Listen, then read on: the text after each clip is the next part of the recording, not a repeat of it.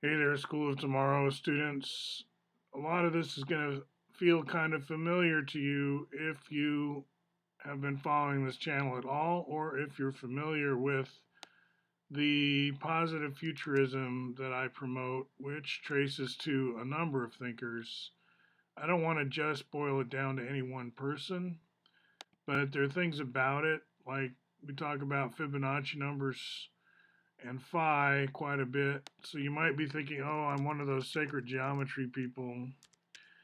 Well, it's true, I have some Quaker in me, but also subgenius and even flying spaghetti monster, Pastafarian. They're all part of my makeup, so I'll let you think about that. But the microarchitecture of the virus, how that relates to this number sequence, we've got some numbers we might want to show there, or some pictures, some graphics. This one in particular. So over on the left, you see a Python generator, and its job is to generate the numbers in the number sequence you see on the right, which is the number of balls in each successive layer, right?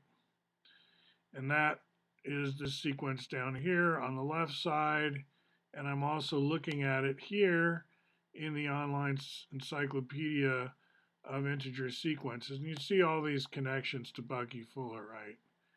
He's part of the literature here, and that's the futurist that I often talk about. This is not so much the game of life. This is microarchitecture of the virus. Hey, there it is right next to me. And that takes us to some discussion of the way the virus is designed, right? And that's very topical these days. In fact, let's take a look at this other Python program. This is one I've adapted from one I've actually used even today in school in my teaching, online teaching, but I didn't make it scary. Like, I didn't use the actual virus. I used meteors, but I decided why not. And here's a little Kirby guy that runs around and chases the viruses, right? Now, you don't have to use a virus image. And there's a winning strategy here, which is if I can get enough of them, I probably shouldn't wander too far off to the perimeter. I should stay more centered. But if I can get rid of enough of them and then just hang out in the center, I can pretty much keep it under control. But unfortunately, they clone not all from the center, but any one of these can divide at any time using the clone method of the sprite type, going back over to the actual Codester's code. Done a lot of Codesters here. This is what I'd call middle school stuff. In fact, the kids I taught today, some were as young as 9. At least one of them was 9 years old. And then on the left side here, this is more adult Python. So if I were to run this, it does some unit tests. But I can actually create this generator object over here called a cube octa. Let's just call it C. And I say, give me one of those, please. And it doesn't do anything at first, but if I ask for the next of it, that's when I get my first in the sequence. 1, 12, 42, 92, 160, so on. 162. Now, if you start with that important shape of the cube octahedron, and as you all know, you've seen this a million times, I twist it down to make an icosahedron, right? So that way it looks a lot more like what we're talking about in terms of the structure of an actual virus, right? In this case, the coronavirus. I've been looking at that all day in terms of YouTubes and so on, following the current thinking. Oregon's getting its first case today, or getting it talked about anyway in the news, right? So that's where we're at. It's the end of February. It is a leap year, and it is 2020.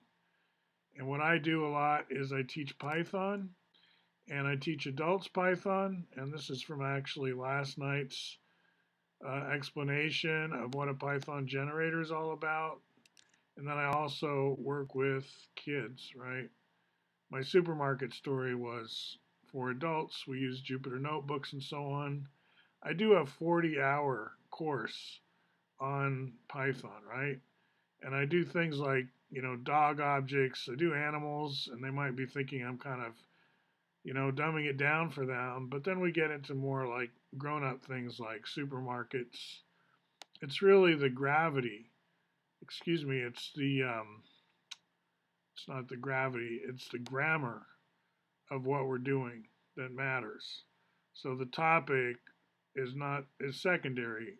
Like the special case topic is not the focus, it's the grammar of the language itself, you could say.